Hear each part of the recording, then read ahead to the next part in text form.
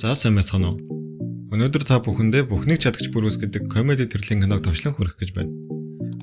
Та бүхэн биднийг дэмжиж лайк болон subscribe дараарай. За ингээд кинонд орцгоё. Киноны эхэнд бид Брюс Нолан гэдэг хүнийг харна. Тэрээр Нью-Йоркийн Буффало хотын нэгэн суваг дээр сурвалжлагч хийдэг бөгөөд тухайн үеийн хотын хамгийн том жигнэмгийн тухай сурвалжилж байлаа. Энэ мэдээг хийж байхдаа тэр маш их урамгүй, бухимдалтай байв. Дараа нь Брюс найз охин Грейстэйгээ хамт тэр сурвалжилсан мэдээний бичлэгийг их л ууртаагаар үзэж суна. Учир нь түүний ажиллаж буй сувгаас дандаа тэнэг хөнгөн мэдээ даалгаж, харин сайн сайхан чухал мэдээг нь өрсөлдөгч сурвалжлагч болох Эвен Бакстер хариуцаж авдаг байжээ. Дараагийн өглөө нь Брюс дуртай багийн тоглолтод хожигдсныг харна. Дээрээс нь Грейсийн нохоо буудан дээр нь шийжгсэн байв. Тэгээд Брюс нохоог өргөж гаргахад нохоо нь аль хэдийн гертэн шийжгсэн байлаа. Дараа нь тэр Грейсийг сургуульд нь хөргөж өгнө. Грейс бол цэцэрлэгийн багш идэг. Явахынхаа өмнө тэр Брюст хүүхдүүдийнхээ хийж өгсөн аз авчрах сахиусыг өгч түүнд дааз хүсв. Үүний дараа Брюс ажил руугаа явах замдаа түгжрэлт их удаан саатаж, азгүй хов тавилангаа буруутган бурхныг хүртэл зэмлэнэ. Ингээд ажилдаа хоцорч очиход өрсөлдөгч нь болох Эвен том жигнэмгийн тухай мэдээгээр даажигнаж эхэлдэг. Гэхдээ Брюс ч бас хоосон хүн биш. Өөрийн онцгой авьяасаараа түүнийг дооглож бүгдийг инээлгэж чаддаг. Удалгүй Брюс дарагтайгаа уулзаж илүү сонирхолтой, чанартай мэдээ өгөхийг хүснэ. Тэр Эвен дандаа сайхан мэдээ авдаг гэж гомдлоно. Дарга нь түүнд "Чи сайн сурвалжлагч, хүмүүсийг инээлгдэг" гэж хэлэхэд Брюс "Би инээлмийн жүжигчин биш, харин жинхэнэ мэдээний сурвалжлагч болмоор байна" гэв. Тэгэхэд дарга нь түүнд шууд амжуулалтын мэдээг хөтлөх боломж олгов. Брюс маш их баярлаж энэ тухайга Грейст хэлэхэд Грейс ч гэсэн баярлана. Гэтэл шууд амжуулалтын мэдээ хийж байхад нь тэдний ахлах хөтлөгч Пит тэтгэврт гарахаар болж оронд нь шинэ хөтлөгчөөр Эвен Бакстер тэмлэгдсэнийг зарладаг. Үүнийг сонссон Брюс маш их уурлаж хачин асуултууд асууж эхэлнэ. Жишээлбэл нэг эмэгтэйгээс "Чи яагаад Леонардо Ди Каприог живж явахад нь аварчхаагүй юм бэ? Чи чинь том хаалган дээр аюулгүй хөвөл байсан штэ" гэх мэтэр. Мөн нэг залуугаас "Би хөтлөгч болоход муу гэж юу? Миний үс муухай юу? Миний шүд муухай юу?" гэж асууна. Тэр уурлаж бурхныг буруутгана. Ингээд мэдээний дараа ажлаасаа халагдаж ажиллаж байсан телевизийн товчлсон нэрийг дооглон шоолж явна. Гарахаасаа өмнө Брюс гудамжинд хэдэн нөхөд гуйлгчин хүнээс мөнгө дээрэмдэж байгааг хараад энэ ядарсан хүнийг битгий дээрлэхэж гэж очиж хориглоно. Нөгөөдөл нь жаахан ичид зогтсон ч Брюс өөрөө тэднийг дахиад дооглов. Үүнийг сонссон дээрэмчид дуурлаж түүнийг зодчихов. Гэртээ ирээд Брюс бухимдсан хэвээр байхад Грейс түүнд "Бүх зүйл учиртай шүү дээ" гэж хэлнэ. Харин Брюс "Бурхан намайг үл тоож байна" гэж маргаад Грейстэй муудалцсан. Грейсээ гарч бурхныг хайхаар явна. Тэрээр "Надад нэг дохио өгөөч" гэхэд нь үнэхээр дохио ирнэ. Дахиад "Надад нэг тэмдэг өгөөч" гэхэд нь бас л тэмдэг өгнө. Харин тэр азийн сахиусаа атгаад "Надад нэг ичид үзүүлээч" гэж залбираад санамсаргүйгээр сахиусаа унгаж түүнийг авах гэж байгаад шом өргөчөв. Ингээд бухимдсан Брюс сахиусаа далаач хидээд "Намайг нэрэг, чи ажиллаа хийдэггүй. Энэ ажлаасаа халагдах ёстой" гэж бурхныг доромжлон хэлнэ. Удалгүй түүний пэйжер дуугардагч Брюс тоохгүй орхино. Дараа өглөө нь пэйжер нь дахин дуугарч өчигдрийнхтэй адил дуугаар харна. Тэр бүр пэйжерээ гудамж руу шидэл машины дуугуудаа хариулан эвдэрнэ.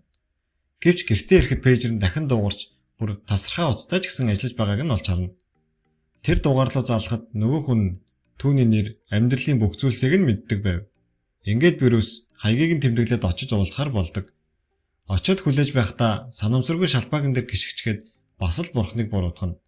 Дараа нь тэр хоосон агуулхад орж 7 дугаар өрөөг хань. Гэтэл 4 өрөө байсанд аль нь болохыг мэдэхгүй зогсож байтал нэг үйлчлэгч гарч ирээд 7 дугаар номерын өрөөг хайж байна уу гэхэд Брюс "Тийм ээ, гэтээ 4 өрөө байна штэ" гэв. Үйлчлэгч "Тэр чин 7 дугаар давхарт байгаа. Лифт эвдэрсэн болохоор шатаар дэшээ гараарай" гэж хэлнэ. Мөн түүнээс өрөө цэвэрлэгтэн туслахыг хүссэн ч Брюс 7 дугаар давхарт очиод завтаа болохоор туслая гэж хэлчихэд яваад өгөв. Удалгүй Брюс 7 дугаар давхарт очиход хэн нэгэн дээврийн хонголд ажиллаж байлаа. Тэр буужран алгаа ташхад гэрэл унтарч Брюс мэдрэгчтэй гэрэл гэж ойлгоно. Гэтэл үйлчлэгч хөгжим тавьж бүжиглэж эхэлнэ. Брюс явах гэж байтал тэр хүн гинэт ажлын хувцас тайлаад цагаан хостол өмссөн байв. Брюс түүнийг тоглоод байгаа юм уу гэж хошигноход харин тэр хүн "Чи их хөгжилтэй юм байна" гэд Брюсийн аавын талаар ярьж эхэлдэг. Брюс гайхаж "Чи миний аавын тухай яаж мэддэг юм бэ? Миний пэйжрийг яаж олсон юм бэ" гэж асуухад нөгөө хүн "Чиний тухай би ихийг мэднэ. Чиний амьдралын бүх мэдээлэл надад бий. Чи юу ч хэлсэн тэр бүгд энд хадгалагддаг гэд ширээний шургуулган голоход маш урт сунж ирсэн байсан тул Брюс алмаарна. Тэгээд үйлчлэгч шургуулгыг хаагаад Брюсийн хэд хоногийн өмнө бурхныг шөмжилсэн үгсийг уншиж өгөв. Брюс, чи намайг мөрдөж тагнаж байгаа юм уу? Чи хин юм бэ гэхэд тэр хүн би бол бурхан гэж хэлнэ. Брюс ихэндээ итгэхгүй. Энэ ширээ зүгээр л нэг хуурмаг хоёр өрөг холбосон нүхэл байна гэхэд бурхан шүүгээ холлуулж үзүүлээд юу ч байхгүйг нь харуулна. Дараа нь Брюс миний ард хэдэн хуруу байгааг хэлээд гэхэд бүгдийг нь зөв таагч сүүлийнх дээр нь Брюс 5 хуруу харуултал бурхан 7 гэж хэлнэ. Тэгтэл Брюсийн гарт үнэхээр 7 хуруу болсон байв. Эцэст нь бурхан Брюсийн талаар надад олон гомдол ирж байна. Би ч бас ядарч байна. Чи миний ажлыг надаас илүү сайн хийж чадна гэж бодож байгаа бол энэ ажлыг чамд өгье. Энэ байшингаас гарахад чи миний бүх хүчийг аавна гэж хэлдэг. Тэгээд Брюс цогтож гараад өөрийгөө бурхан гэж итгэхгүй байлаа. Машина асаахаар оролдоход асахгүй байсан ч тэр ас гэж хэлэхэд шууд асуув. Дараа нь тэр нэгэн кафед очиж өөрийн хүчийг доршиж үзв. Тэр улаан лойлын шүлгийг хоёр тийш нь хувааж тоглож байлаа. Дараа нь бурхан түүнтэй уулзахаар ирж гадаа гарцгаав. Бурхан түүнд өөрийнхөө хүч байгаа тухай бусдад хэлж болохгүйг тэгэхгүй бол хэвлэл мэдээлэл шууган тарина гэж санууллаа. Мөн хүний чөлөөт хүсэл зоригийг өөрчилж болохгүй гэж анхааруулв. Эхэндээ Брюс энэ хүчээрээ баярлаж зөвхөн хувийн ашиг сонирхолтой ашиглаж эхлэнэ. Жишээ нь гудамжинд салхи хийсгэх, нэг бодлоор хувцас солих, бас өмнө дээрлэхүүлж байсан дээрэмчтээс өшөө авах гэх мэтээр. Тэр тэднээс уучлалтгүй бол би явуулна гэж хэлэхэд хулигаанууд инээлдэж эхэлнэ. Тэдний босс нь миний бүхснөөс сармагчин гараад ирвэл би уучлахгүй гэж тоглоход үнэхээр бүхснөөс нь сармагчин гаргаад ирэв. Үүнийг харсан тэд айж ямар нэгэн хараал шидэт зүйл гэж бодоод зүгтав. Харин Брюс дээрээс нэмээд зөгийг дууччихав.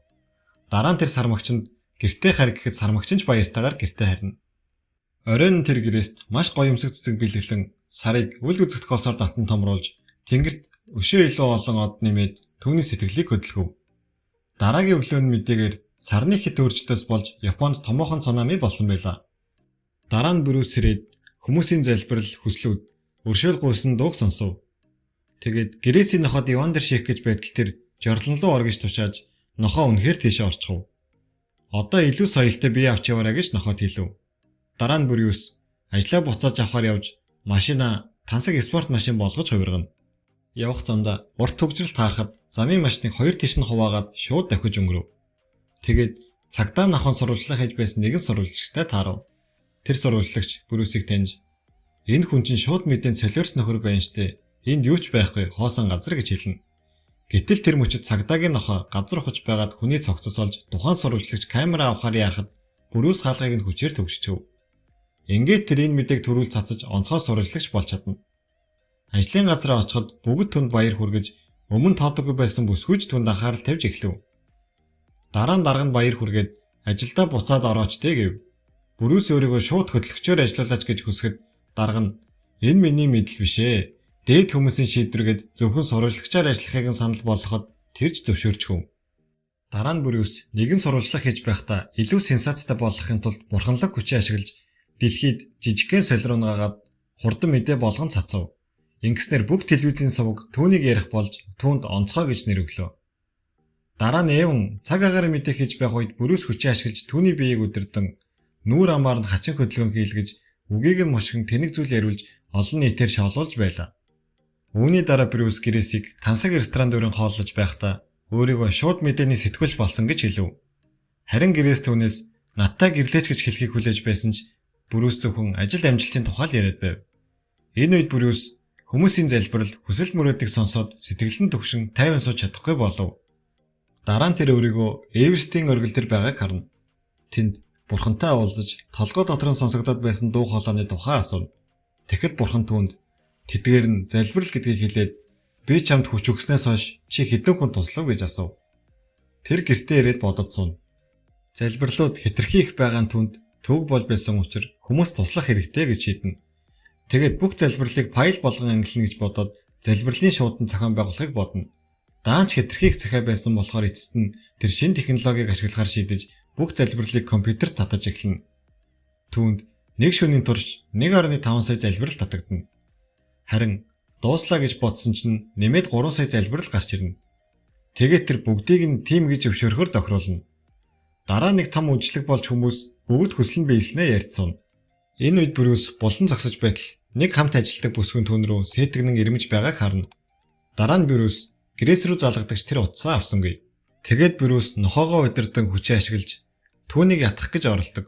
Нохоо нь түүнд туслан Грейсийн үзэж байсан телевизийн сувгийг сольж нэг эрэхтэй би сарыг дэлхий рүү татна гэж ярьж байгааг харуулангаа машины түлхүүрийг нь авчирч өгөв. Тэгээд тэр үжлэгт очихоор шийднэ.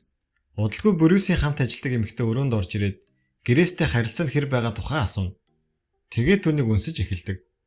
Яг энэ үеэр Грейс ирээд тэдний үнсэлцэж байгааг харцгаад говьдод буцаад явна.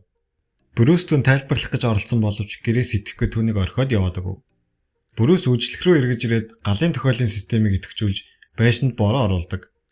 Ингээд хүмүүс бүгд гадагш гарч Брюс буудан дээр сунгаа мэдээгээр суглаа авсан бүх хүмүүсийг бүгд хоцсон тухай үзв. Энэ үед бурхан хүрээд ирнэ. Брюс түүнд Грейс өөрийг нь орхисныг мөн өөрийнх нь хайрлах сэтгэлийг хүчээр төрүүлж чадахгүй байгаагаа хэлнэ. Учир нь энэ хүний чөлөөт сонголтыг зөрчин шүү дээ. Тэгэхэд бурхан миний ертөнцид тавтаа морил хүмүүн гэж хэлээд яваад өгөв. Дараа өглөө нь Грейс радиогоор Брюсийг уучил гэж ярьж байхыг сонсно.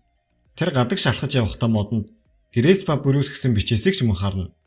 Дараа нь кафе руу ороод телевизээр Брюсийн нэр байхыг үзээд гайхшрав. Цонхоо хааж байхдаж Брюсийн үлдээсэн зурвсыг олно. Брюс сургууль дээр нь очиод түүнээс уучлал гуйдагч Грейс түүнийг тоолсонгүй. Брюс хүчээ ашиглан Грейсийг өөртөө дурлуулах гэж оролдсон ч чадахгүй байлаа. Грейс ч түүнийг орхин явв. Мэдээгээр өнгөрсөн 7 хоногийн солирын хэлтэрхийнээс болоод дэлхийн эрчим хүчний асуудалтай болсон тухай гарч хүмүүс суглааны талаар эсэргүүцэж байгааг харуулна. Шинжлэх ухааны эрдэмтэд ч дэлхий сүрж магадгүй гэж үзэж байв. Брюс мэдээний нэвтрүүлэгчийн ажлаа хийх гэж байтал дарга нь түүнийг гадаа жагсаал болж байна. Чи очиж уулзаадах гэв. Брюс жагсаал хийж буй хүмүүсийг харж хаад бурхныг дуудаж анх уулзсан газар руу шилжинэ. Тэр шатаар өгсөж алга ташин бурхныг дуудана.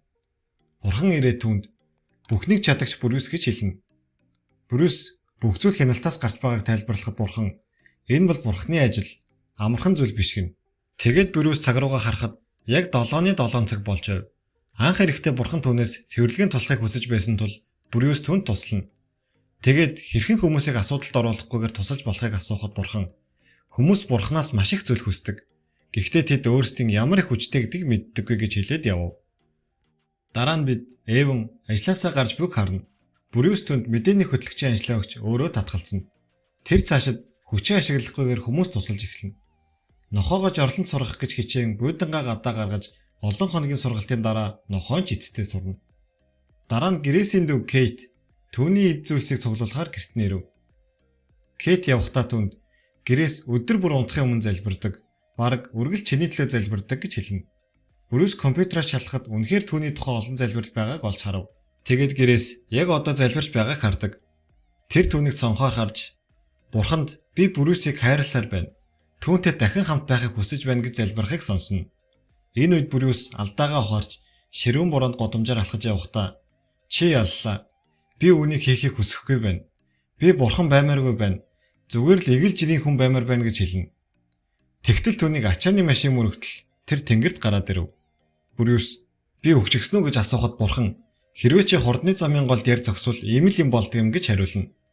Дараа нь бурхан түүнд өмнө хайсан азийн сахиусыг нөгөөд залбирахыг хүснэ. Брюс бүх хүнийг хооллоод хүн төрлөختөнд инх тайван авчраач гэж залбирна. Бурхан түүнээс чиний үнэхээр хүсэж буй зүйл юу вэ гэхэд Брюс Грейс гэж хариулв. Чи түүнийг буцааж авахыг хүсэж байна уу гэхэд Брюс үгүй. Тэр надаас илүү аз жаргалтай болох нэг олох ёстой гэж хэлнэ. Дараа нь Брюс цахилгаан цохилж байгаа мэт дүр зураг гарч эмнэлгийн баг түүнийг аварч байгааг харуулна. Тэр сэрэхэд чи амьд байгаа чинь азтай хэрэг гэж эмчилв. Тэр үед Грейс ирж түүнд маш гоногтай байгаа нь харагдана. Тэр түүнийг уйлж тэврэв. Брюсийн гарт азийн сахиус нь байв. Эдгэрсэн хоноо Брюс цус хандивал хаянд сурвалжлах хийж байгааг харна. Тэнд зориулж том жигнэг хийжээ. Брюс хүмүүсийг инээлгэж дараа нь Грейсийг хамгаас онцгой эмэгтэй хэмээн зарлаж хүмүүсийг цусаа ханивлахыг уриална. Эцэст нь гудамжинд нэгэн гэр оронгүй гарч ирэх бөгөөд түүний царай бурхны царай болон хувирснаар кино маань төгсөж байна. Та бүхэн таалагдсан бол лайк болон сабскрайбаа дараарай. Дараагийн бичлэгээр ямар кино үзмээр байгаагаа комент хэсэгт бичиж үлдээгээрэй. Та бүгдэд баярлалаа.